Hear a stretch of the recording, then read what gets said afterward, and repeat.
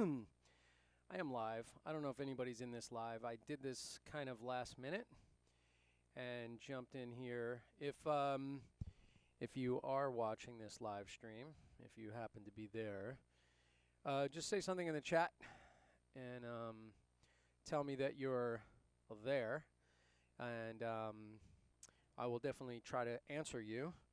I have a little keyboard and a mouse over by my floor tom.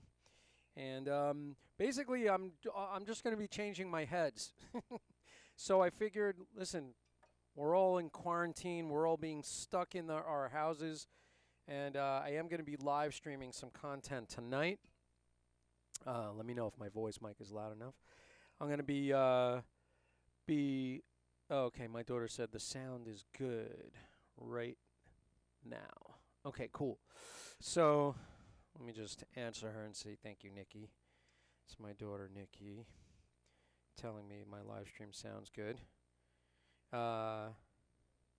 So basically, I'm just going to be changing my drum heads. And I figured, why not share that with the YouTube community and kind of talk about, the way I tune and what my process is. And actually, I'm just real quickly going to just hit each one of the drums. And then I'll just talk about the intervals that I generally go for. And I actually wrote the note names on my drums. So let me switch to my overhead cam for a second. So if you look at my overhead,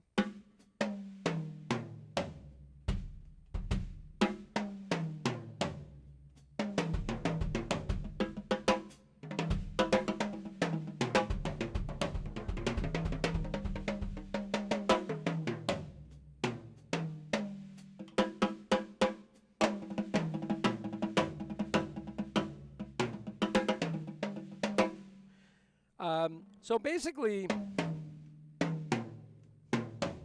that's a little flat. This head is shot. So let me go back to here. Let me go to my front cam just for the moment. Wait, we have foot cam? Yeah, we have foot cam. I'm just toggling through my cameras. Just give me a moment because I'm working alone.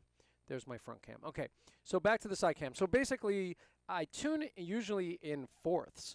And it's kind of funny, like, I didn't know what my pitches were on the drum kit until I used this app, this TuneBot app. I don't generally target a particular pitch, but I thought it would be interesting to look at what pitches I had on my drum kit. So I labeled them, and basically I'm going to change the heads and then see if I'm hitting those same notes, if I wind up targeting the same notes. I tend to tune a 10-inch tom to a D, D3. And if I go hit that other one on my other drum kit, it's probably tuned very closely, if not one step away. Maybe it's not a D, it might be a little lower, it might be a C. So basically the idea is that I'm going to actually change the heads while I'm live streaming. Why not? I'm just, I have to keep myself occupied, and, hopefully I'm helping somebody else to pass the time today and not just stare at the news all day while we're in this quarantine situation. So I'm taking off, I really should have my Swiffer over here. I'm taking off my 8-inch tom first. So these are Tama Star Classic maple drums. And on my other kit across the way, it's Tama Star Classic Performer birch drums. And I really should mute my phone because there's a very heavy-duty conversation going on with my Fusion band. So basically what I'm going to do is this. Oh, so on top I use Evan UV1s. Evan's UV1s are really super durable. They sound great. I like coated heads. And this I found was like the perfect head for me as far as resonance and durability at the same time. So, and I don't like very heavy heads. So this is close to a G1. And you'll notice I have moon gels on here because this is my recording kit. By the way, I just dumped all the sawdust from this drum into my lap, which is very exciting. And the bottom heads I have, these are brand new Rezo heads. Evans clear reso heads.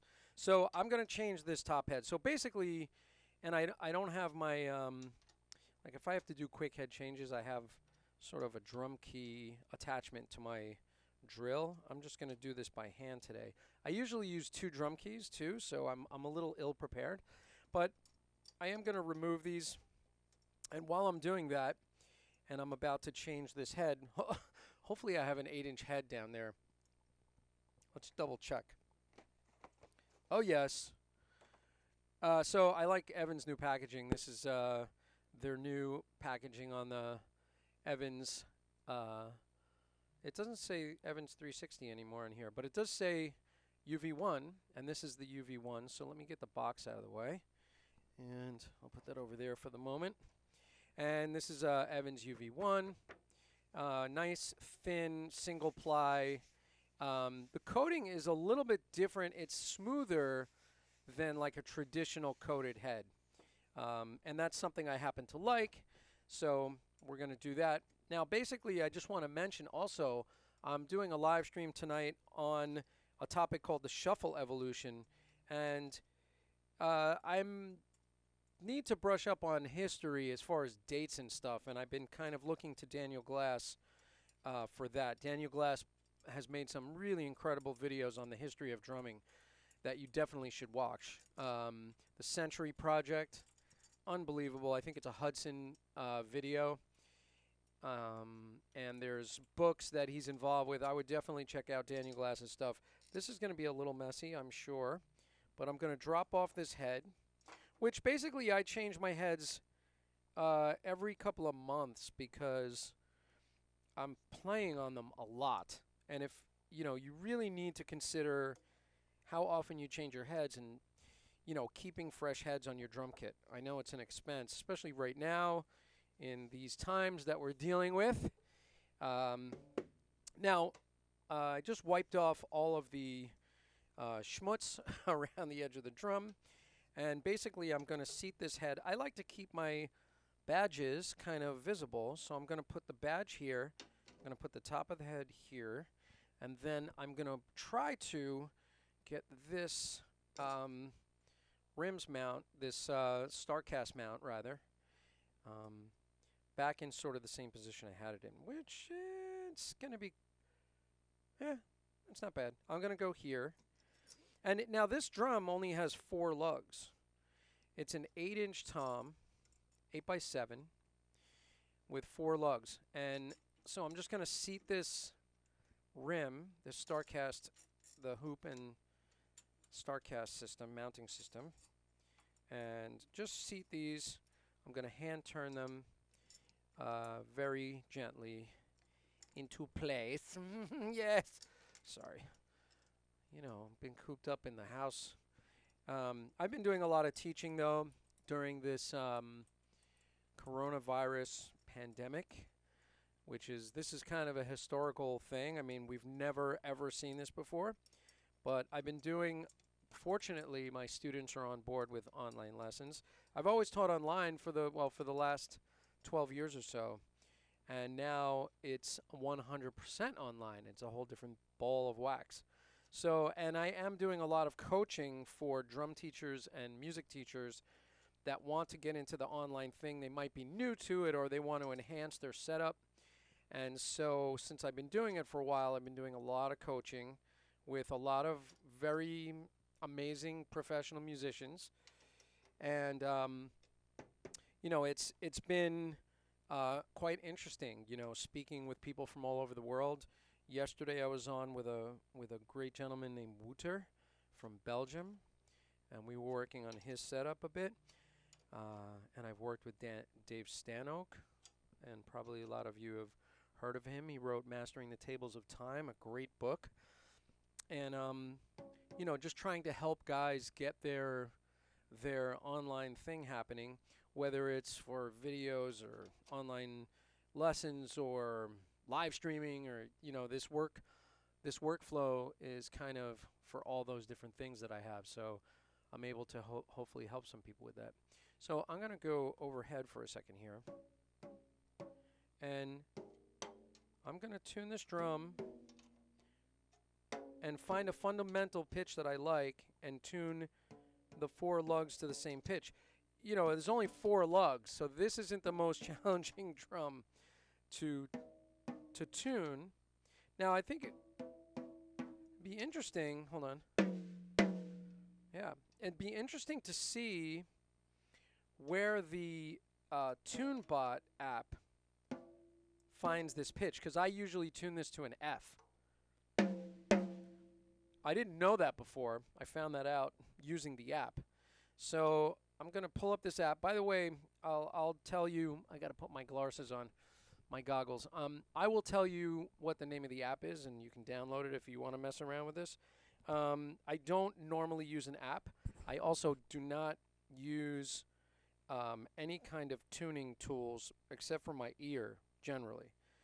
However, I was playing around with it today because I was trying to find out what my pitches normally were, and so I could basically educate some of you guys on that.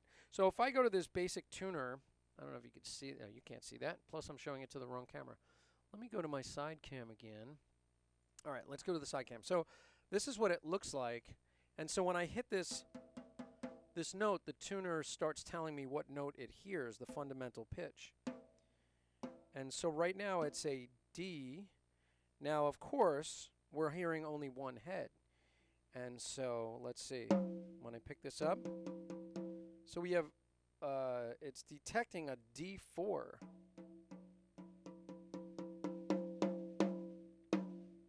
C or a D. And I've been tuning a little lower, but we're going to start with that for the moment because I'm going to just basically see what my ear is hearing. Oh, there's my F3. Yeah, it's there. So in combination with the batter and the reso head, this fundamental pitch that the tuner is hearing is my F3. Now, you can, on this tuner, you could lock the target and you could make that the pitch that you're shooting for, and it'll tell you where on the drum it's out, which is kind of an interesting thing. And again, you know, I don't generally tune with apps. I tune with my ear and the pitch that I like, and I generally tune both heads to the same pitch. Now, right now, this one's a little bit lower, and I'm going to tweak this one a little bit. And now we'll hear the top. Yeah, so I'm tuning to the same pitch generally on both heads. Some people, I'm even going to put my moon gel back because I want to see if it sounds basically the way it did before I change that head. I'm sitting here with pad sticks. Let me get a, there we go. Yeah, so it's reading at a little bit higher than before, but it's still an F3. It's just 179 hertz, which before I had, I think, 174 hertz. So it's in that range. If I go a little higher, I'm going to hit a G. So I'm going to stay at that F. And we'll leave it there for the moment. I do like that pitch. So, and you know, usually what I'll do is, you know, every time I change one of the heads, I put it on the kit, and then and see what it sounds like. Just that one.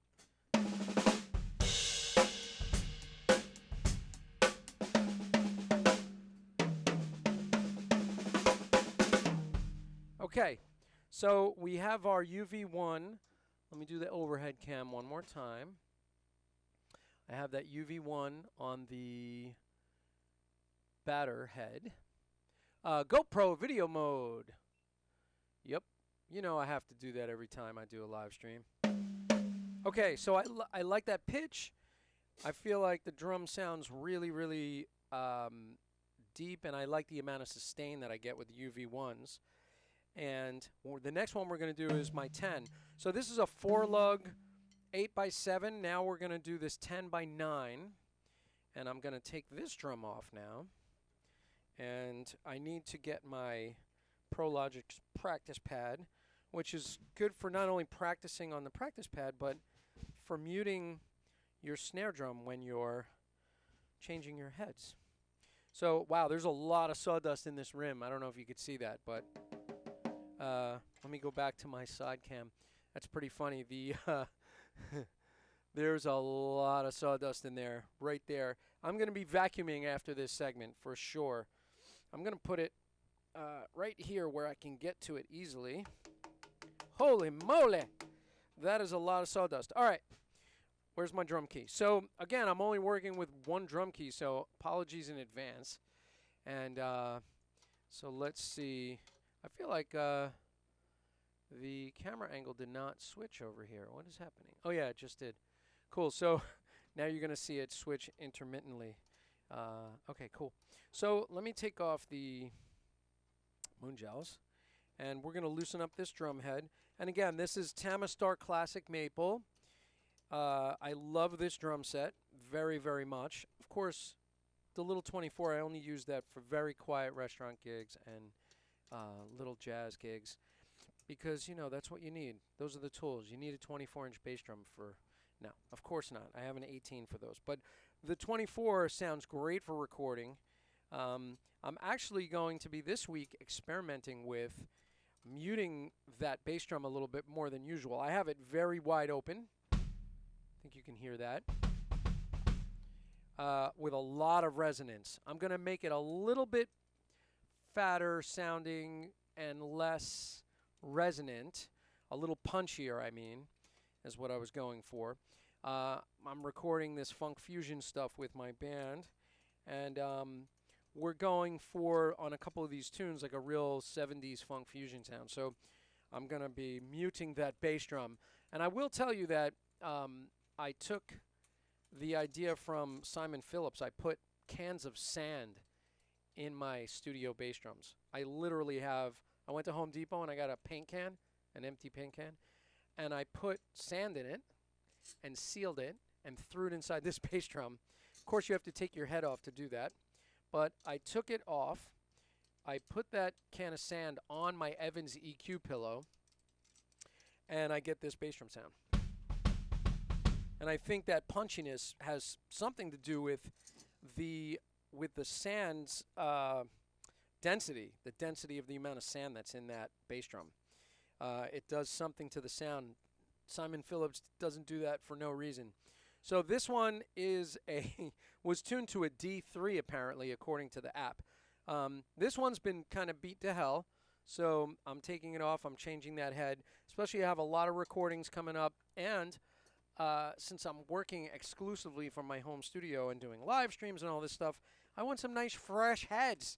All right, so this one has the old packaging because I think this was in my my drum shed, but this is a level 360 UV1 coated 10-inch UV1 coated. And these are my heads of choice right now for my toms. And let me clean this off. Is there anything in there? This drum has a little bit of tape on it, and I'll tell you that the 10-inch tom, the way I tune it at that D, it resonates a lot. And it resonates so much so that I put a little bit of tape on the drum rather than trying to EQ it out completely. Although I do have an EQ setting for this drum in my on my Logic template that helps a little bit. But I know that if I hit the bass drum, this drum resonates, that note resonates just from hitting the bass drum pretty loudly. And the microphone picks that up. So I do EQ out a little bit of the ring in that fundamental pitch. Now there's probably somebody screaming at the computer right now like, tune it to a different note and it won't do that. I happen to like that pitch, so, you know, shoot me. What are you going to do? I like it. So I'm going to just bring the tuning rods down to level. I'm not tightening them at all. I'm just going to seat them on the rim. So by seating them but not tightening, you start kind of at zero. You want to make sure that, you know, I didn't talk about this before, but you want to make sure that the head is seated squarely on the drum. You don't want it like that or that. So that's why we kind of tune across. You know, with 4 lugs, it's super easy. As you get more lugs, it gets increasingly more difficult, or you have to just be more careful moving across the drum, kind of in that star pattern that you hear people talking about all the time.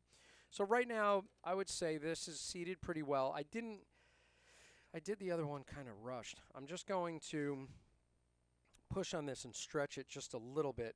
Now, one thing you will notice that is when you change the heads, if you're new to head changing or if you're just not good at it, you will find, not good at tuning, you will find that the head will loosen up a lot after your first initial tuning because the head, of course, is stretching and you'll have to go back and do some tweaking. So that's just part of the game. Now, I think this is seated pretty squarely. I didn't start turning it yet, and so it should sound pretty, like not much of a note going on yet. So I'll just go through the process because I didn't on the other one. If the Evans logo is here, I'll call this one 1 o'clock. So 12 o'clock is the Evans logo. And I'm going to basically do probably, well, this one to me feels like it's actually already kind of seated a lot. I did about a half turn. I'm going to do, a quarter turn. I'm going to do a quarter turn directly across. Then I'm going to move here. I'm going to do a quarter turn. Go directly across, quarter turn. Go to the third lug. Quarter turn. Directly across, quarter turn. So of course it's not in tune with itself. You can hear that, right? And then I'm going to go back to the beginning and start again. Now, if I just pick this up and hit it, I mean, it already sounds pretty good, and I haven't really tweaked it yet. And let's see what the little app tells us that fundamental pitch is. Let me see. I'm going to put it here. So it's telling us, where's my glasses? I can't see without my goggles! Sorry. And I know my mic just probably got distorted when I did that. That's my F.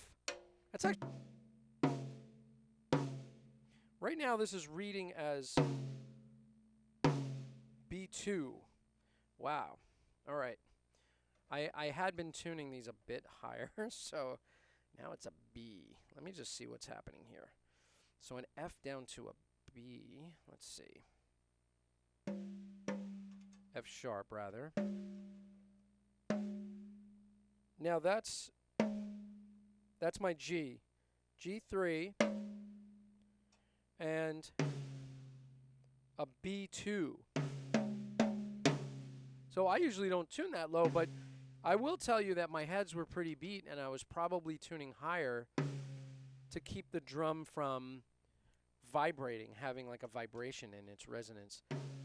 I didn't check the bottom head, so I'm probably taking this drum right back off. But at the moment, I'm going to raise this pitch a little bit. See what we got now. So now we're up to a C. So now we have from a C to a G. There's our fourth. Okay. I'll put my little moon gel. I should check this. I'm going to check that bottom head. And it's a little bit sharp right now. I can hear it, but let me just check on this bottom head right here. So you'll notice I have this tape here. That was what I was talking about before with that resonance that the bass drum was getting. Wow, that's really out. So this is in much need of attention. These heads are pretty new. I just changed them, I think in December. No, January. And so that fundamental pitch, let me see. Wow, that one's really loose. Let's see what this is giving us. C4. That one's a C sharp. Little sharp, right? You know, the funny thing is with these different tuning devices, I think you're better off with your ear. Man, I was using was working on Roger Friedman's last record, Roger Street Friedman, and one of the engineers had the uh, the tuning watch, and I will tell you that that thing drove me nuts because it would say that the tension was even, and it certainly wasn't. And I found that the tensioning it by ear turned out way better and got the pitches that I wanted. Let's see. What do we got here, kiddies? So that's a D again. Let's put that back up here. Let's see how that sounds. So now we have that 8 and 10, and let me see what fundamental pitches it's gonna tell me. I have to keep my glasses on because this little tuner thing, the writing is tiny. G, D3. I keep tuning to that D, and I know it probably makes it resonate too much. I just happen to like that note, and I feel like the drum actually sings the best on that note. I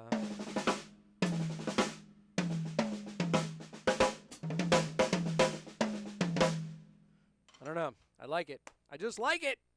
I can't help it.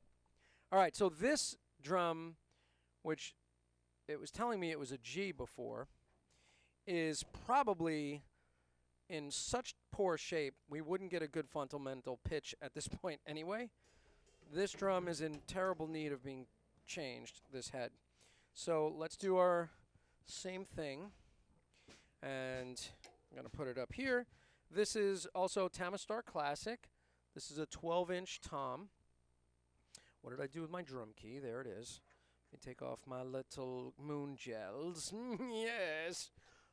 A lot of sawdust will probably come off of this one. Probably not quite as much as that 10. That 10 is certainly is my primary tom. The 8 and the 10.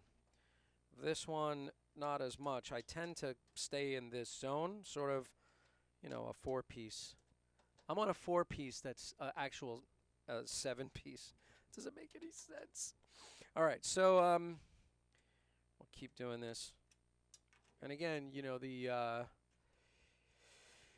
the heads are going to loosen up. I'm going to definitely have to go back and tweak all of my tunings, but I think you'll agree. I mean, most people ask me about how I tune because they like the sound of my drums, and it's not a perfect science. I've done this by ear. When I was a little kid, I would go in my drum room in my parents' basement and mess around with the tuning a lot. I would tune them very, very high and see what that sounds like, and tune everything very, very low, or tune the tops a certain way and tune all the bottoms really high and just see what happens, and mess around with the tuning, and sort of by trial and error you get better at it. These days they have all these apps and stuff, which they absolutely did not have when I was a kid, of course. And this is kind of how I did it my whole life. So, all right, let's get this guy off. So again, Tamistar Classic, we're changing the 12, and it says G2 on this, not because it's a G2, it's a UV1 that I was tuned to G2, and let's get all the schmata off of this drum. Yeah, and I mean, already, let me just real quickly do the bottom head before we even do the top. Check this out. So this is way out, but usually there's one culprit, one lug that's tuned real wanky that will cause that disagreement with your top and bottom heads. Let's see what that fundamental pitch is. Let's see. So this is telling me, let's see. I have to put my glasses on. D3. Is that possible?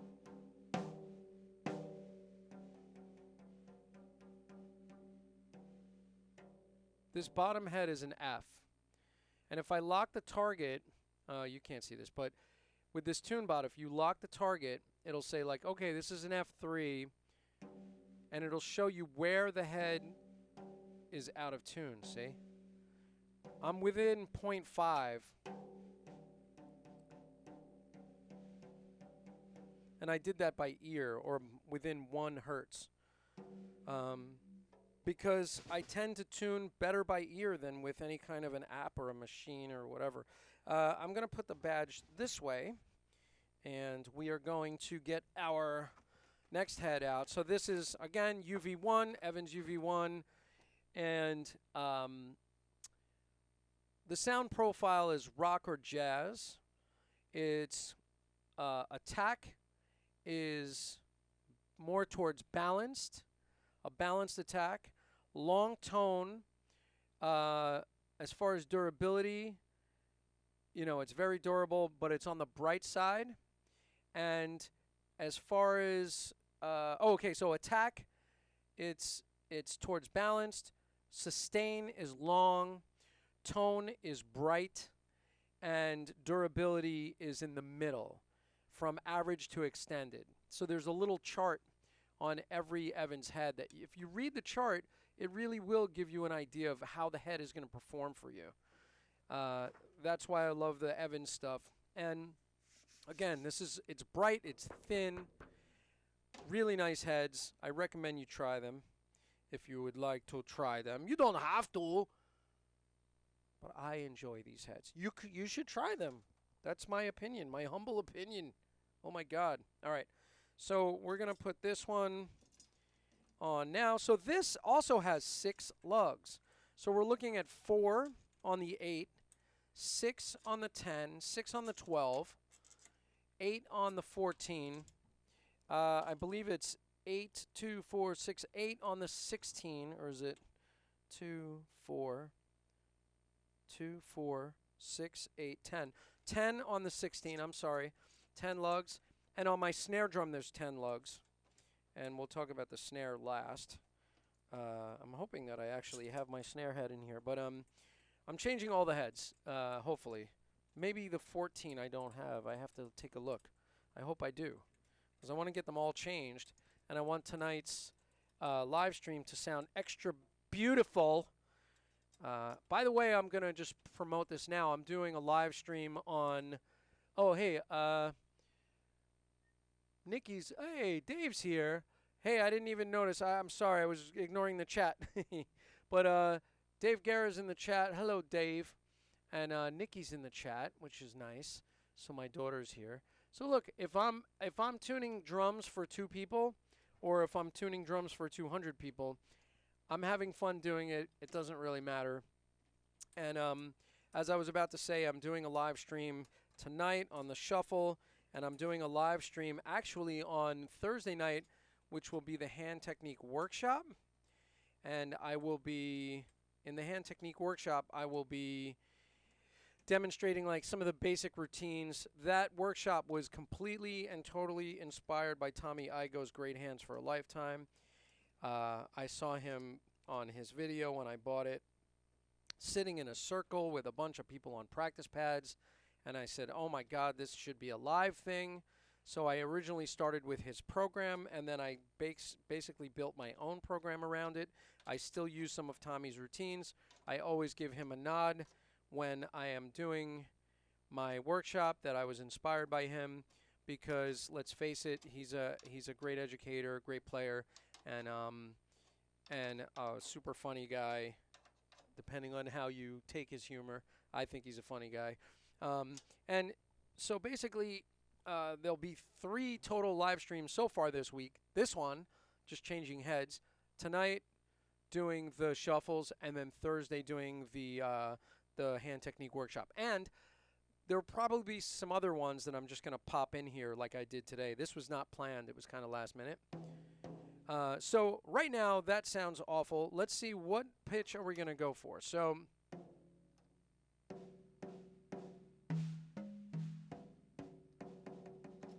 I am going to see, let's see if this winds up being the same note that I was originally tuning towards. Let me stretch this guy out a little bit. Now this one, it's a different ball game. If I pick this one up right now, before I tune it and hit, not terrible. It's definitely going to be a wider interval than the first two were. Now, I'm looking for that sweet spot and finding one lug that I like the sound of, which is that one. Let me release this. Let's see. 195.5. Now, don't forget, the fundamental pitch that you hear when you mute the bottom head is different than what you're going to have. Okay, so G3. What did we have before? It's still a G. We had a G2 before. Now, watch this. I'm going to lock it to that. You can hear that's much higher, right? I got a plus 24 on that. So if you go across, it's really good. So we have one lug that's like the outcast, which is this one. Now, if I lower that a bit, I think we'll get...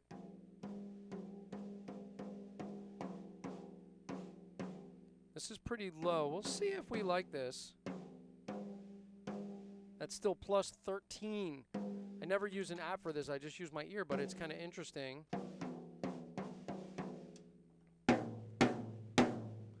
We're getting very close. I think I'm going to place this. Let me just check something out.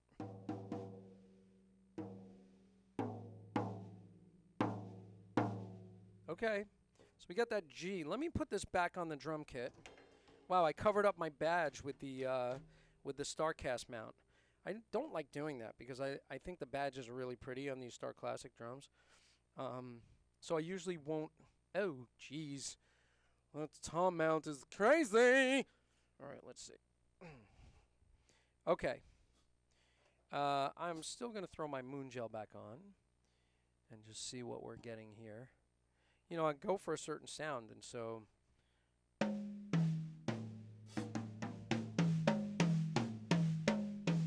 All right, let's check this out. So I'm going to release the pitch. The first drum, it's telling me is an F sharp. So I may go down to an F or up to a G. Now we have a D. I always tune to a D. I don't know why. Not on purpose. I just like that tone. This one is a G, but it's a little sharp, and I hear that. It's a little weird with the headphones on, I must admit.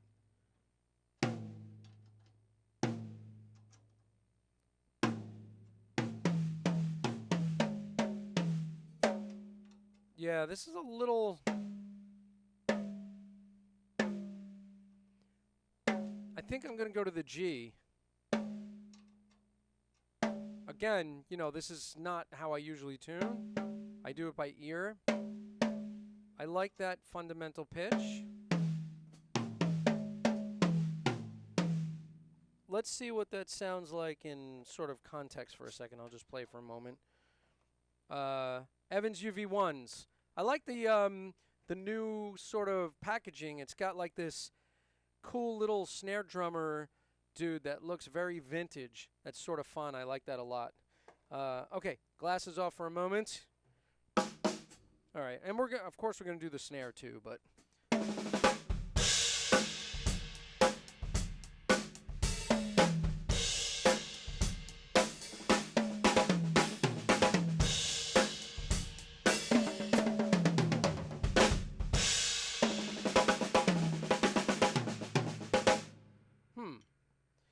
Yes, it does sound nice. Okay, I'm going to stick with that for the moment. By the way, if there's anybody else that's in here at the moment, I don't think there is, but if there is anybody watching, just say that you're here, chime in, say hello. If you have a question or a comment, I will get to you, definitely. So...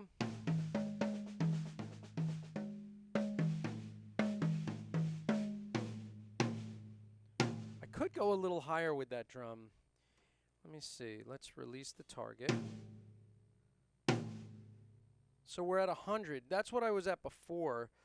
100 hertz. 101 actually. G2 because we're a little sharp. I'm going to try to go a little lower. I may have to lower that bottom head. So, but you know, this tuner, it's kind of cool. I mean, it has a switch for batter or reso. And as I said, not usually working with a tuner for this stuff. But it's kind of fun. I'm enjoying the process. All right, so I am going to change this floor tom head next, I think. And so I'm going to do this, excuse me, as quickly as possible. Should have a cough button.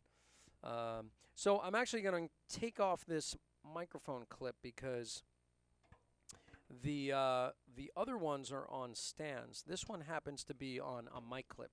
And it's because the other ones resonate too much on the stand. Oh, how am I going to do this? So I'm going to stand up for this, and I think I should switch cameras. Now, my other camera is moving back and forth, which might be okay. So let me see. If I stand up, am I completely out of frame? No. So I'm going to stand up to do this one, and we're going to take off this 16. The 16-inch floor tom is such a beast. It's such a great sounding drum. It's very, very low. All right, so I'm pulling off my little moon gels again. Now, I like the drums without the moon gels, but honestly, the way that this recording project is going, and for most recordings, it seems to just sound better with the moon gels, a little bit of dampening. I don't put rings on this particular set of heads. I used to use rings, believe it or not, on the G1s and even the G2s occasionally because I felt there was a little too much ring in this room. However, I have the room tuned pretty well. I have a lot of dampening panels and bass traps. So the room sounds good, and that makes a big difference. You know, if you're in like a basement where you have cement walls and the sound is bouncing all over the place, the drums are not going to sound that good. And so it's the room in combination with the drum, in combination with the head, in combination with the tuning. There's a lot of factors that go into getting a good drum sound. And you'll notice my camera's moving back and forth. I have that little kid that I hired, I told you about in my other live stream, that he just stands there and he walks back and forth with the camera, which is really nice. So here's what we're going to do. We're going to continue the tuning process, and let's see. This is 10 lugs, so this is going to take a little time to loosen everything. You know, it's really funny. Usually I use this drum key on a drill, and it goes way quicker. I didn't think of that today. So my apologies. So while I'm at it, I'm just going to do a shameless plug for my book. So Filling in the Grooves, The Ultimate Guide to Drum Fills, is available in a lot of places. Amazon is one of them. Wisdom Media, who's my publisher, is the other one. Hudson Digital has it digitally. Alfred usually has it in print, but I believe they're out at the moment because they were reprinting because we ran out of the first run of the book, which that's encouraging. I like that the first run ran out and that we had to print more. It's a beautiful thing. But we've been waiting for a little while for that. So I took off the StarCast mount and hoop. By the way, these are die-cast hoops, which to me I like die-cast hoops.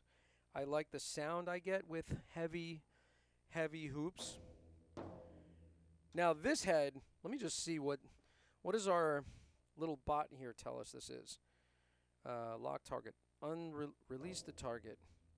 I cannot see. I don't have my goggles on. Back to the goggles. Here we go. I know, that gets old. A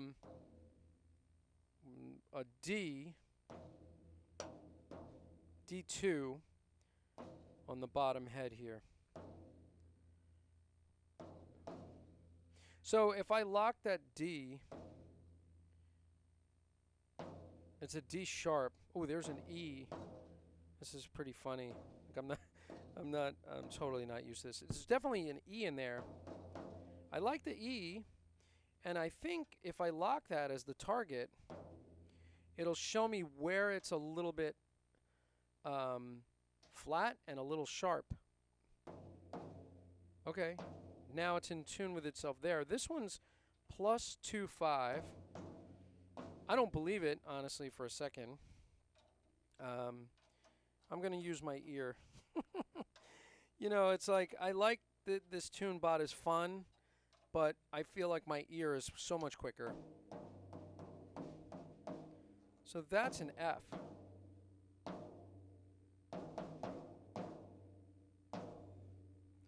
That's a little sharp.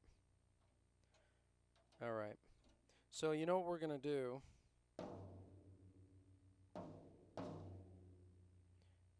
Nikki, my daughter Nikki just said, your GoPro is moving. Yes, I told you I hired a little kid, and he walks back and forth with the camera. My daughter's asking me why my GoPro is moving back and forth. So I do use GoPros. They're affordable. Let's get this drum over. I really needed my Swiffer for this.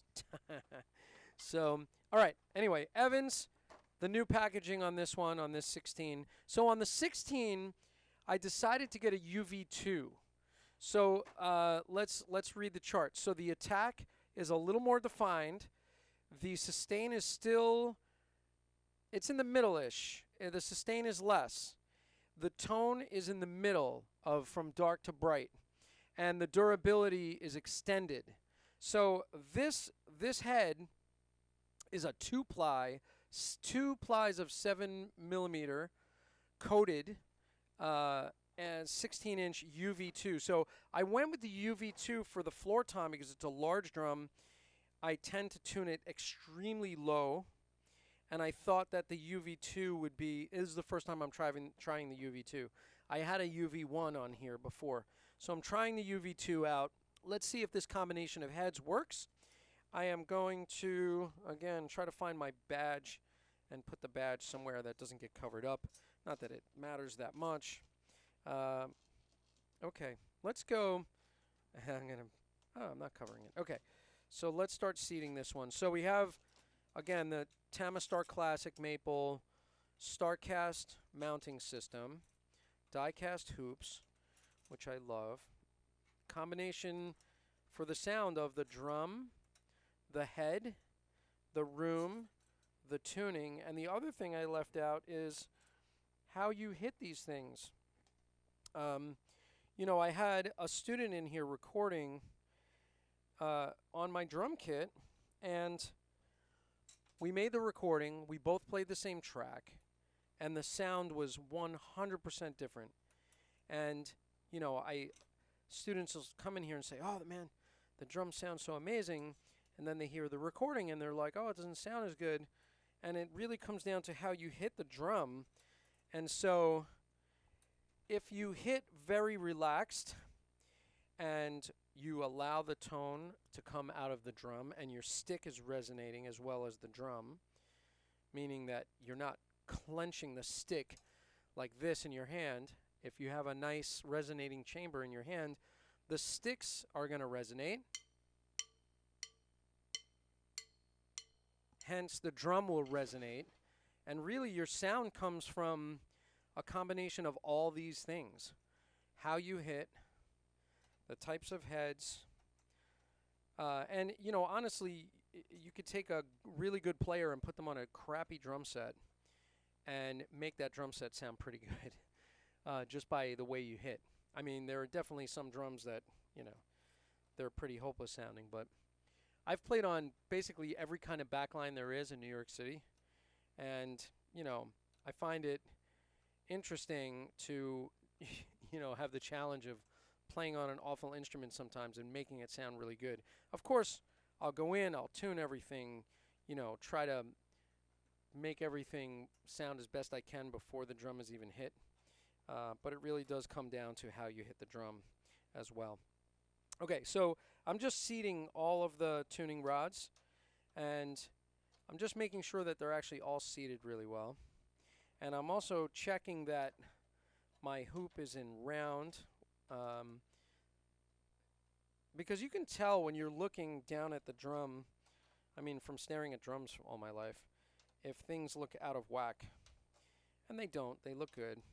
I try to take really good care of these drums. Actually, these drums never leave my studio, which is part of the reason. Now, of course, with this size drum, you're not going to hear a whole lot of tone. Be interesting to see what the bot does with this. So let's see. What does the tuning bot want from this? Anybody in there? No, okay. I still see Dave and Nikki. All right. Hey, listen, like I said, I don't care if there's one person or 100 people. You know, I do this because I love it. And hopefully I'm... also, these things get archived. So, you know, hopefully someone will see this at a later date and feel that there was some value in it. Or that it was somewhat interesting. So right now, this drum is, of course, not resonating at all. But it is giving me a note. It's telling me that it's... that it's an FD3, which is insane. But what I'm going to do is do this by hand the way I usually do. So I'm going to start doing quarter turns. So I'm going to start at... So here's the Evans logo. I'm going to start at... This is 12 o'clock. I'm going to start at 1 o'clock. Quarter turn, directly across, quarter turn. Okay, so I went here.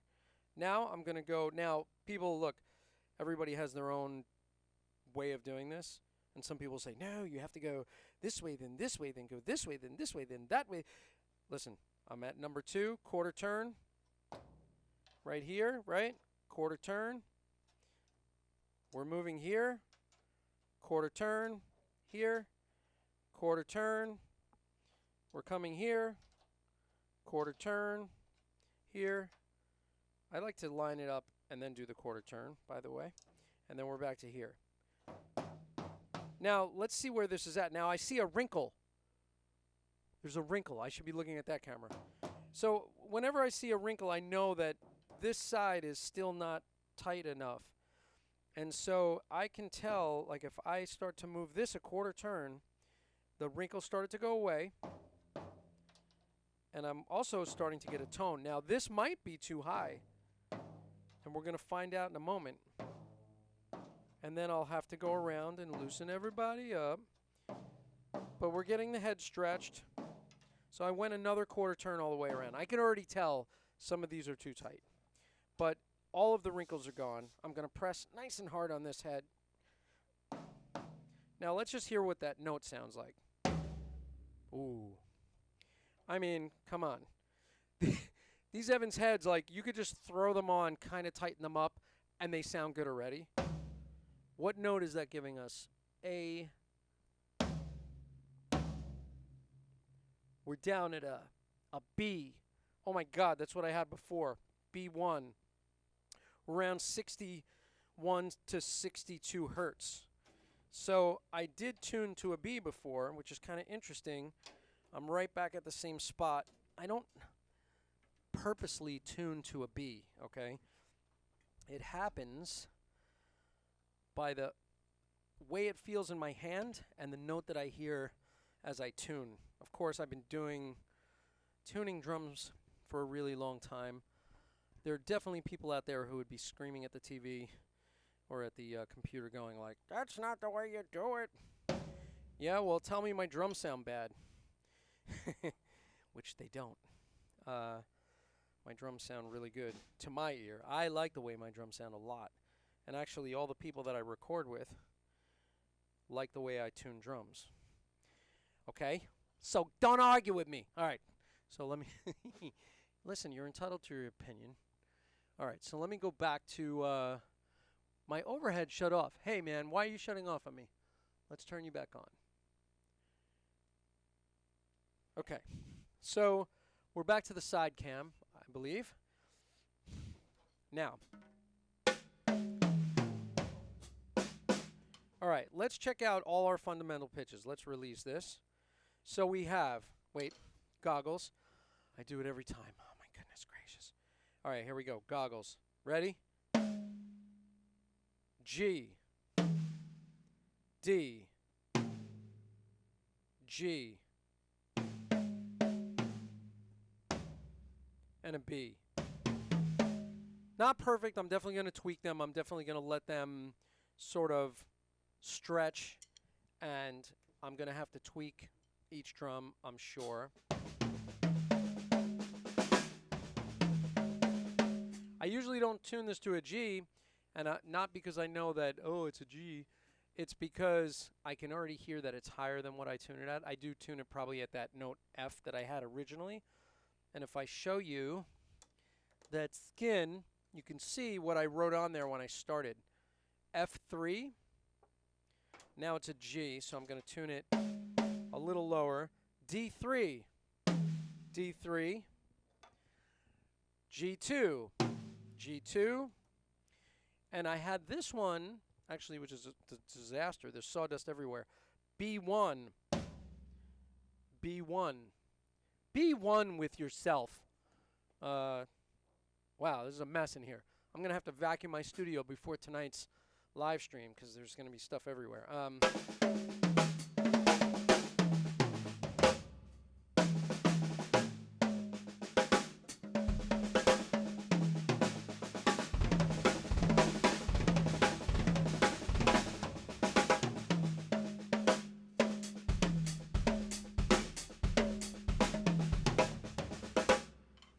All right. So, I'm going to lower that just slightly.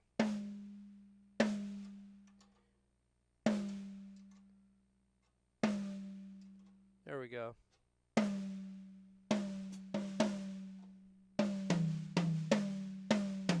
There we go. So let me see, is this reading as an F3 now? Yes, it is.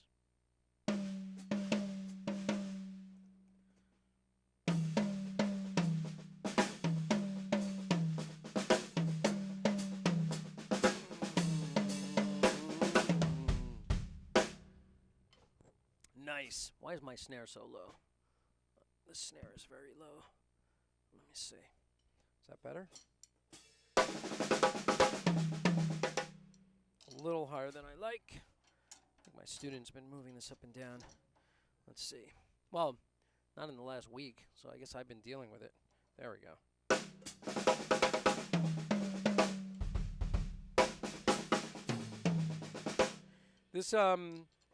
This little snare mute was a present from my student and friend Vincent LaRussa. I don't even know who makes this thing. It's a little piece of leather. It's kind of cool. It's called Snare Weight M80. You can tip it up. You notice now it's completely, right? Oh, I don't have my snare mic on here. Hello, we must get this worked out, darlings. Let me pull this over. There we go. Let's get this pointed where I like it. Now, a little bit drier with that piece of leather head that I usually do not use whatsoever. I'm just checking the time. How long have I been on here? I have a Skype call at I have a Skype session at 4 o'clock, so it's 3 o'clock. I've been on for 30 minutes, about. Yeah, so I have a Skype coaching session, technology coaching at 4. So with someone in LA, so they're going to be at 1 p.m. Pacific time. That's the beauty of teaching online too. I was with a gentleman from Belgium yesterday, and so for him it was, I did it at 9 a.m. plus 5 for him, so it was 1 for him. Did I do that right? I think I did that right. Anyway, so now let's do this snare head. So the thing with the snare, this is 10 lugs, and I'm going to loosen it up kind of in a star pattern. The reason I do that is because I don't want unnecessary pressure on one lug to another. So I kind of reverse the process in that star pattern when I'm taking it off. I just feel like, I mean, that makes sense, right? If you crank one lug all the way off while the other ones still have tension, it couldn't be good for the drum, is my belief. I believe that very firmly. So Now, we're going to get this guy off of here. Now, I'm using a power dot reverse dot. Power reverse dot. What the heck? I'll tell you in just a second, because I usually don't use this head. Power center reverse dot. I'm going to give you the lowdown on this before I put it on. This is attack right in the middle. Sustain towards long, which I'm surprised about. Bright towards long. Durability right in the middle. One ply coated reverse dot. So, you know, the brightness and the attack, that comes from the single ply. I'm trying this center dot to kind of see what would happen, you know, playing a lot of funk fusion lately, and I want to see how it records. And so this is usually not my go-to drum head. In fact, I've never used it before. So anyway, so we're experimenting today. So I am going to continue taking this off. I'll tell you about this drum a little bit. This is a Tama Star Classic maple snare with nickel hardware with reinforcement rings on the inside. Now, I've been trying to get another one of these, and you know, I love Tama drums. I own 4 sets of Tama drums. I've had Tama drums my entire lifetime. Well, not my whole lifetime. I mean, when I was born, I didn't have any Tama drums. Silly. What's wrong with you? But since I was a teenager, I started buying Tama drums. And so, and I've spoken to some reps at Tama, and, you know, this drum is one that I absolutely love. It's my go-to snare drum. Lately, I haven't been real happy with the sound. I think it came down to sort of some of the heads that I've been trying, and that's why I'm trying a different head today. So we're going to see if I get this drum back to where I kind of like it. And if not, I'm going to go back to, like right now I have a G2 on here, and I may go back to just using G1s again, but I've tried the UV1, and I kind of didn't dig it for this drum. And I've tried a few other things, and I think it's just a matter of going back to a G1, because that's kind of what I had already always played on this drum. But we'll see. This reverse center dot might be the ticket. This drum is going to produce a lot of sawdust onto my floor in just a minute. And let's see, is this completely off? Not yet. And there's probably a lot of garbage inside of the drum, because this drum gets played an awful lot. So let's see. The hoop is off. You could see the nickel color on this hoop. This is a beautiful drum that I special ordered when I got this drum kit, and I love it. I love the finish of the hoops. I love the finish of the drum itself. There's tons of sawdust. It's going to be on my floor in just a second. Yes, indeed. Excellent. I will show you the inside of this drum. It has these reinforcement hoops, wood reinforcement hoops, which I don't see that on many of the new drums, and I really feel like this drum has a different sound to it. By the way, something I neglected to mention is that usually I will tighten up any screws that are inside of the drum. I will wipe the inside of the drum down, but because I was going live, I'm kind of ill-prepared, and I apologize. But it's okay, because these drums are workhorses. I love them. I'm just going to show you the setup on this drum and that nickel hardware. And I'm also on the bottom, I'm just right now using stock Tama snares that I recently put on here. I had been using some Pure Sound snares for a long time, and I just decided to go back to the stock Tama snares. I think at the moment when I was getting the snares, that was what I had available to me at a store, I think, on the road, or I can't remember at this point. But I'm checking this head by hand. So if you see me tuning with no reference, I do this bottom head by hand, and I go for a certain tension, which I tend to like, and I'm just checking that it's all tensioned correctly. I'm going to put the practice pad upside down right here, and I'm going to set the drum on it so I can mute the bottom. We're going to put on this new head. So you can see the dot in the middle, reverse dot. It's basically just a one-ply sort of reinforcement ring in the center of the drum. And then otherwise, it looks like a stock Evans G1 almost. Let me get this set on here. So I keep my throw-off switch on this side, typically. And I'm going to put this logo at 12 o'clock. And at the moment, I don't have any accessories on this, so I'm going to just put this where I would normally put it. What I meant by accessories is I have a sort of a wooden rim accessory. I forget what the thing is called. Like a little, it's a hoop, some kind of hoop thing for like cross rim clicks to get, like it's a piece of maple that sits up on top. So you have like a wood surface to hit for a cross rim click. I like that accessory. However, I took it off and it's a pain in the neck, so I haven't put it back on. I eventually will. So this is 10 lugs, this drum. I know I'm babbling an awful lot, but why not? This is my show. I can babble. Leave me alone. So let me see. Yeah, there we go. So I'm going to start to tension these by hand and seat them, rather. Not going to tension them. I'm going to seat them on the rim. We don't want any tension when we first do this. Got to keep checking the time. It's probably time, you know, when I'm online, when I'm doing these live streams, I feel like I go into a rabbit hole with time. Like it just goes by so quick. 3:09. Okay, that's not that bad. So it's been 9 minutes of me chattering since I checked the time last.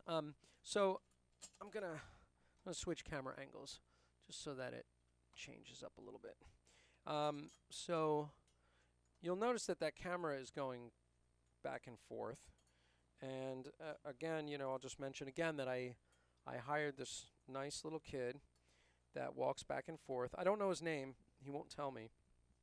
But he just basically walks back and forth with the camera and keeps the angle, you know, interesting, so it doesn't get boring to stare at. All right, here we go. So 10 lugs. I'm just seating it, okay? So I'm going to go around and just seat each tuning rod on the drum. And I hate getting fingerprints on new coated heads. But, you know, this is what happens. Especially when you're doing maintenance. If I had a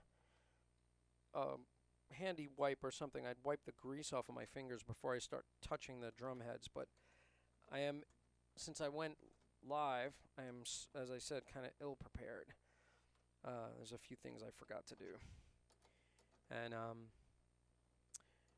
but they're going to get dirty anyway. I'm going to be playing them, so it doesn't really matter. But it's just nice. Don't you feel like it's very satisfying to have sort of like nice, new, fresh drum heads?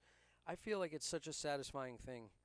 And you will see that it looks pretty. It reminds me of marshmallow fluff. As soon as you open the container of a new thing of marshmallow fluff, people from other countries are probably like, marshmallow fluff? You Americans are insane. You can use marshmallow fluff to patch holes in your walls. You can use it to patch holes in your stomach. You know, marshmallow fluff is it's a very interesting compound. And I don't think it's generally found in nature. I think it might be man-made. Oh, that sounds good. All right, so I'm joking, of course. So I'm going to find a fundamental pitch that I like and try to tune to that. However,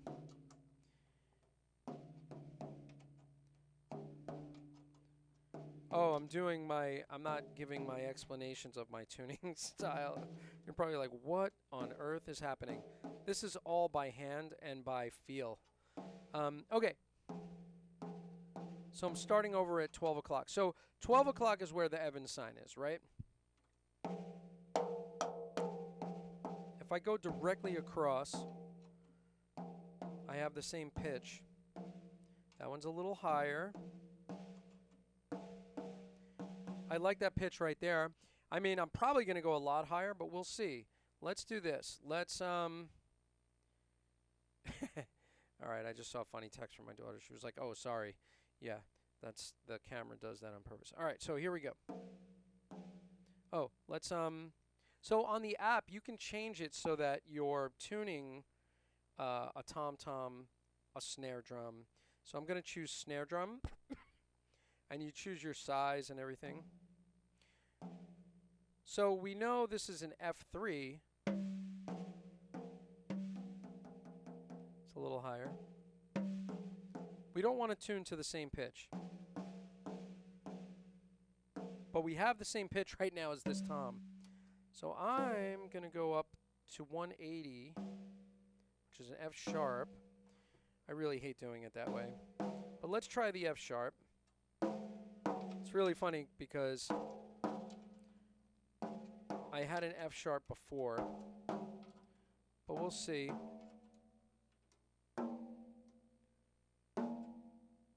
Oh, jeez. I dropped it on the floor. So, oh yeah, this is really loose. So, let's do this. We went to an A. I kind of like that A right now. Let's see.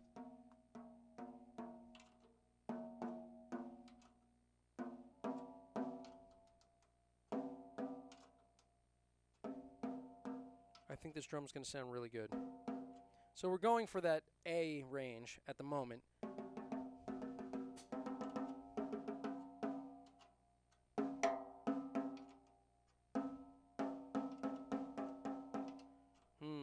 That one's a little off. So let's use this little bot. Let's see how it works. So now we know our fundamental pitch is an A. Wait, let's go back. Okay, now we're at a B. Because I raised it. Where's that A again? There it is, A. It's an A sharp at the moment. All right. Down 1 hertz. One of these is reading as over 12 hertz. Wow. Oh yeah, 1 set of lugs. So it's kind of interesting. I don't really subscribe to these apps for tuning. Now I got it plus 13. And that's bringing us up to a C. Let's do this. Let's remove our little buddy on the bottom, our ProLogic's practice pad. Let's put the drum on the basket. Now, when we look at the fundamental pitch now, because we're not muting the bottom, so 14 B3, I'm going to unlock this. We're tuning at a B right now. I think that says B. Man, this is small. They should make that reader bigger.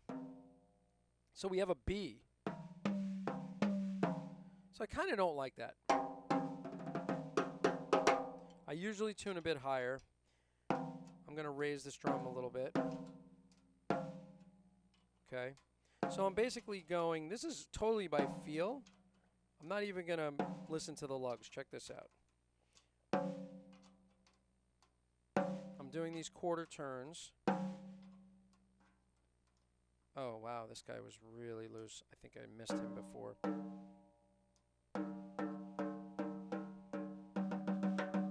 What are we at now? So if I hit it in the center, we're at an F. We got the same note again. So it's kind of funny, like I want to go higher than that note, but we're really right about there. It's kind of an interesting thing. Let's just try it. Let's see how this drum sounds as an F, which is the same pitch as our first tom. I like it.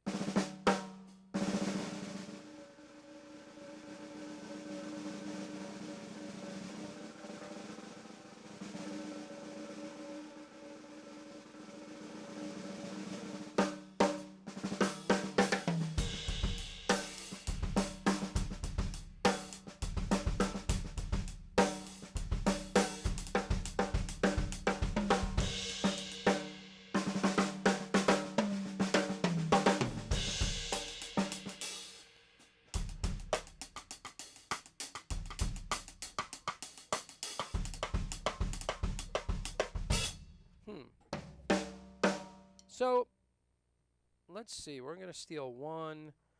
Oh, let's try our... See, now I think with this head, because of that center dot, I really feel like I don't need that much dampening. It's kind of interesting. So let's see. If I put this on here. Ooh, it's very dry.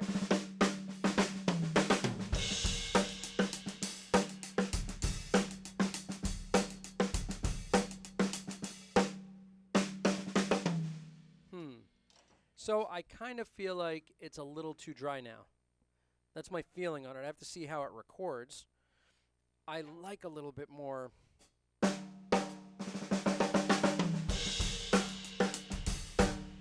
However, thinking about it, it's probably going to record with a lot of ring.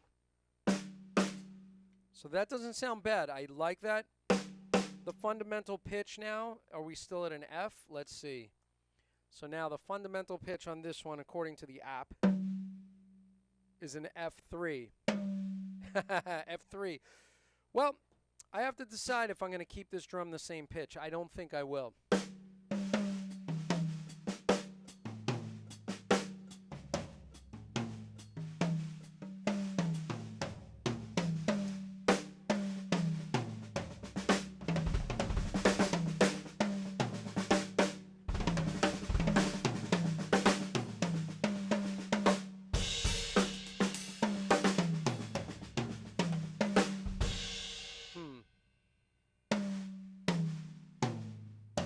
They sound killer. I mean, the drums sound great. UV1's on top, floor tom UV2, snare drum, power center, reverse dot, all from Evans. And then I was going to do the 14-inch floor tom, which I also got a UV1 for. And I went with the UV1 on this one because I have a G2 right now, and I was thinking about going a little thinner for that one. So, no. You know what? Yes. All right, so let me tell you about that for a moment. I thought I had the wrong tom head in my hand, but so UV1 one ply coated 10 mil 14-inch single coated 10 millimeter head. So attack, it leans towards balanced, from defined to balanced, right? It's towards balanced. Sustain is long. The tone, bright. And the durability in the middle from extended to average, okay? It's because it's single ply. So this drum has a lot of sustain now. Here, I'll play you this drum for a moment. Let me move all my tools out of the way. My little tuning bot and my drum key. So right now, this is tuned to a C according to this thing, which, yeah. And, so 14, it's pretty low. I like that. It's not real low. I like that fundamental pitch that I have. So changing it to a single ply drum from a G2 is going to change it pretty dramatically. But let's see. Everything else is single ply right now, except for the 16. So let's do the change on this drum. So bear with me. What I'll do is let me put my glasses over here. I'm going to take off this mic. Again, I'm using clip mics on the floor toms only. I don't use it on the toms or the snare because I feel like the mics reverberate too much. As soon as I took them off of these rims mounts, I had less overtones. I'm looking at the wrong camera. I had less overtones in the... Here, let me switch over here. Not the overhead. There we go. I had less overtones getting picked up in my recordings. So that's the way I decided to do it. So I will do the same thing with this drum. I'm going to stand up. I guess I'll arm that camera in front of me. And that way I can face you and talk about it. But I'm going to take this one off. This drum is kind of a Frankenstein drum because I didn't realize I needed another 14. I have one on my packed up kit of the same kit. I stole that drum, packed it up, and bought another one for the studio kit. And it has a regular rolled hoop on the bottom, which I'm really disappointed about. And I will eventually replace. I want to put a die-cast hoop on the bottom of this drum. It should not have a rolled hoop, which is disappointing to me because I really like the die-cast hoops. and I'll show you what I mean in just a moment. You can see this has a regular rolled steel hoop on the bottom, and the die-cast hoop is on top.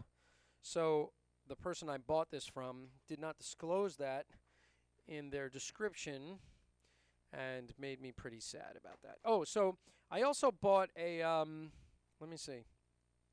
Oh no, this is the last one. Okay, I thought I bought two different options. I have other options for the snare, but not for this drum. All right, so let's loosen these up. And again, I go across kind of in a star pattern when I loosen that drum head. And that's because I don't want to, let's say, detension or untension, or I don't know what the word actually is, one side and leave the other side tension, because it will not sit nicely on the drum, and I think it would put unnecessary tension on one lug while you do that. So really take your time, go around. I sometimes use a drill for this. I'm not using it today, so bear with me. This will take time. And I usually use two drum keys if I'm using drum keys, and I also failed to have that available, so I apologize. I am using this Tama drum key that kind of has a, well, it has a hex key on it, so it makes it very easy to swing it around the drum, which I like. It makes it much easier to detension, is that a word? Or to untension or release tension from the drum. There's got to be a word for that. I'm not sure what it is. Look, I'm a drummer, not an English teacher, all right? Don't give me a hard time. What are you busting my chops for? All right, let's see. So, and again, Evans, UV1s, UV2, power center reverse dot on the snare. And I have a coated Emad on the bass drum, which I might be able to show you actually with my foot cam in a moment. But all right, let me take this one off. Drop the other head, the old head down there. I don't have anything to wipe this with, so I'll do it with my fingers. I'm going to turn this over and kind of get the junk out. These are brand new, pretty new, I'll say. Not brand new, but pretty new Rezo heads on the bottom. So these are Genera Rezo heads on the bottom, by the way. So this, right now, this is telling me it's detecting a 102. Oh, that's what that one was. It's a D. Aha, you hear that? Okay. So, ooh, that's a little out. Hear that vibration? I just raised it just a little bit.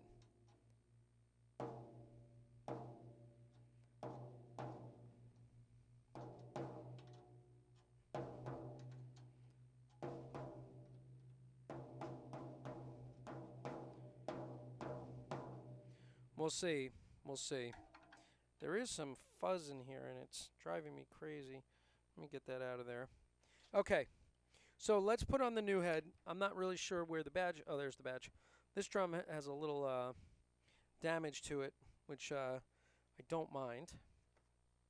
So, I like the new packaging for Evans heads. This has a little cute little guy, like a very vintage-looking drawing of a drummer in the corner. Evans drum heads, we're using UV1 on this floor tom.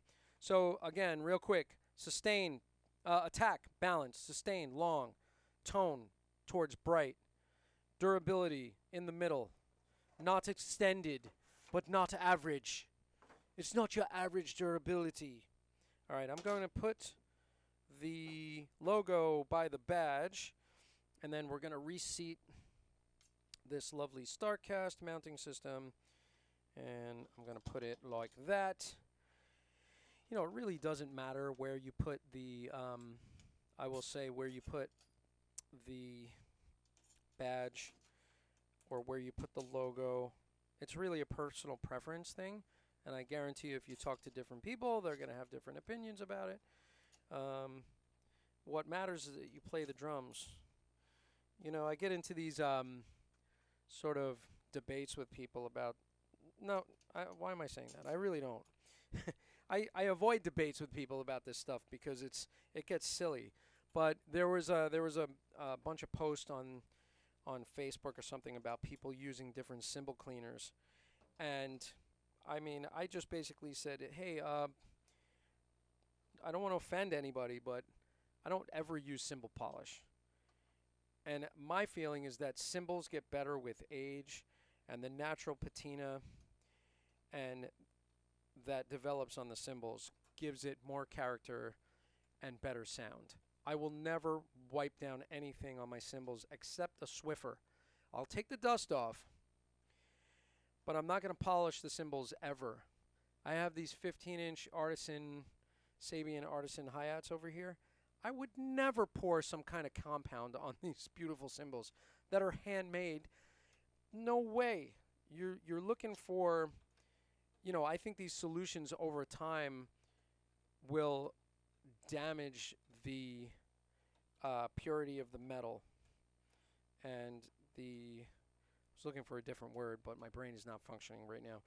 But I think it's going to damage the integrity. That's what I wanted, the integrity of the metal. That's an opinion. That's not fact. That is an opinion that I have. And I will never do that to my cymbals. If you look at these HHXs over here, they're green.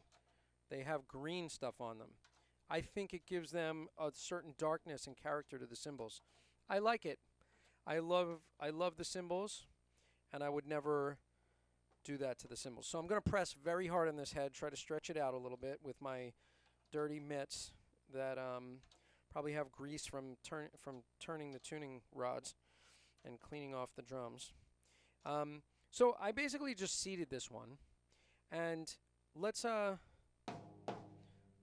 4. I cannot see what the heck this says. If I hit the lock button, though, it will tell me in bigger letters. So this is an F. What did I have on there before? I had a C. So this is definitely lower than where I had it. So I'm going to do, okay, that was a quarter turn here. Quarter turn. We'll do quarter turns all the way around. And let's see where we get this drum to be. I'm not even listening. I'm just doing quarter turns. Okay. I know you're probably like, what? You can't do that. That's not the way to do it. What's the matter with you? As if you all sound like that. All right. Now, it's much higher now. Let's see. 162, which gets us to an E. So it's a third higher than where I had it before. But also, I'm not listening to this here. Oh yeah, way higher. I do not like that whatsoever. So we're going to lower this.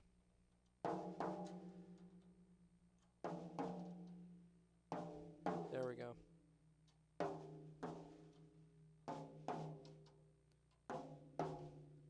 Now, of course, I went to a higher fundamental pitch than what I usually like. Now let's see where we're at this time. Okay, we're closer to a D now. So it might even be a little higher than I normally tune it. However, I'm going to stick with the D for the moment. I'm going to put this back on. Then I'll do a little fine tuning. And I'm going to do it while it's on the stand because, again, I'm so used to tuning these drums that I'll find my pitch. I'll find where I normally put it just by messing with it. And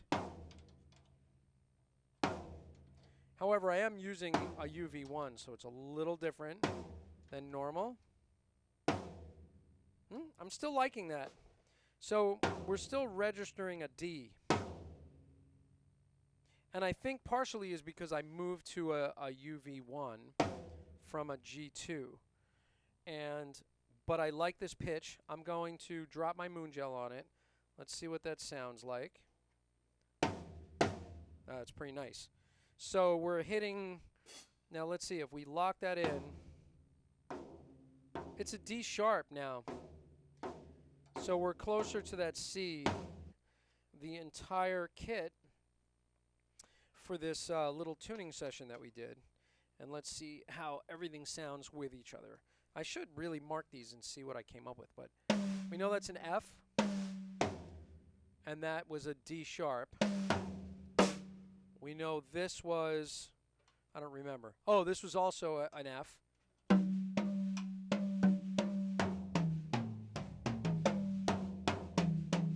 These are an octave apart.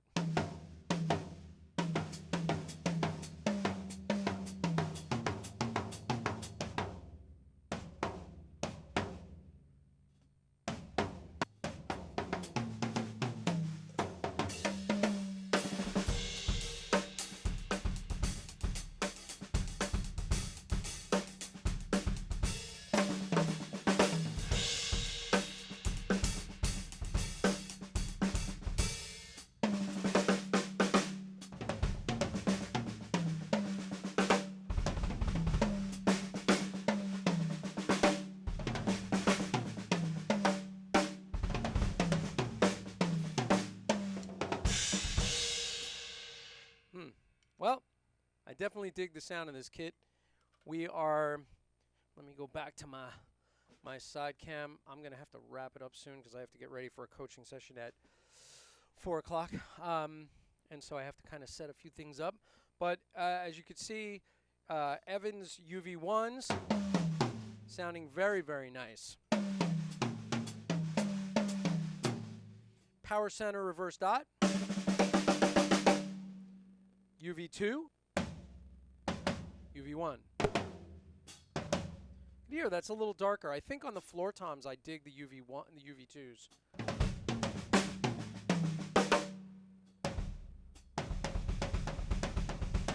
Right, so I have an E down on this bass drum down here. By the way, here's that bass drum head. Let me see if I can show you that real quick. I'm in my slippers. You know, we're staying in the house. I can wear slippers. All right, let's see. GoPro video mode. Here's the top view. Here's the side view. Front view. Let's Elliot, you could stop walking back and forth. I named him Elliot. That's his name from now on. The kid that walks back and forth with the camera. So, and of course, you know, I'm probably going to be tweaking these throughout the day. They are going to settle a little bit.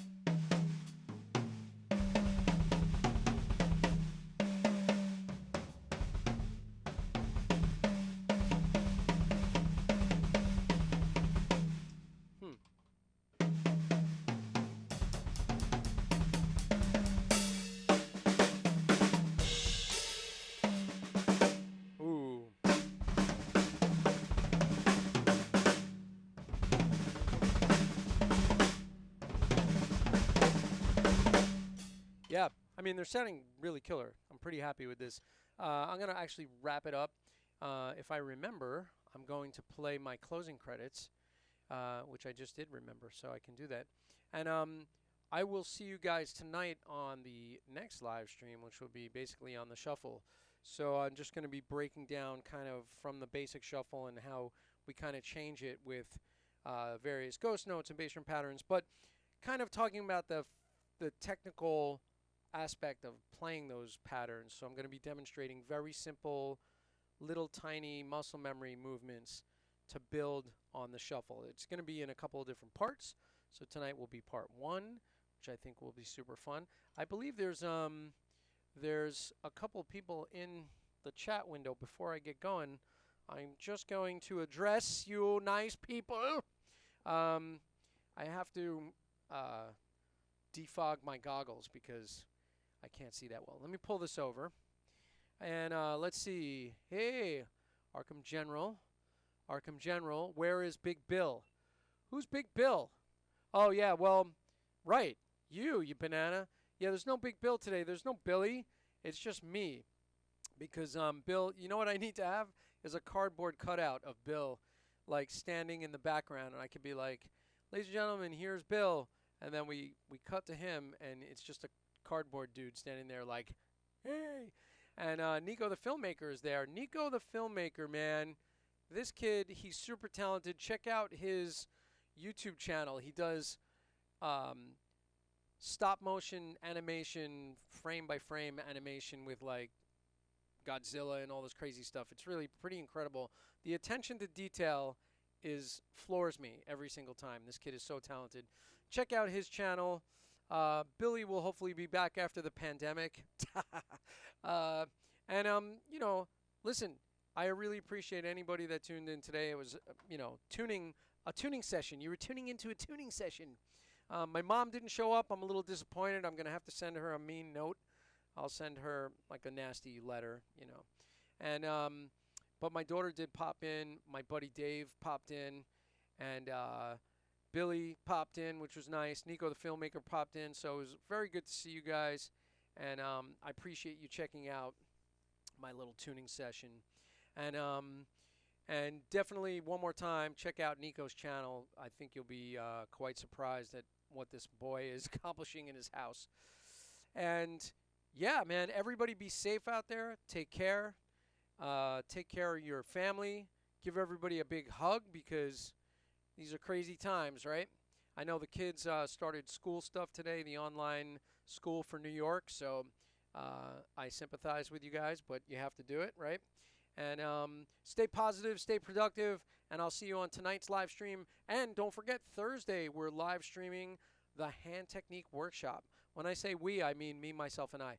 And I'll see you at the Hand Technique Workshop as well on Thursday night at 7 p.m. or tonight at 8:30 p.m. for the lovely Shuffle Evolution Part 1. So thanks for tuning in, and I'll talk to you real soon. Bye, everybody. Have a great day. And actually, in my last stream, I forgot to do the closing titles, but not today. All right. Take care.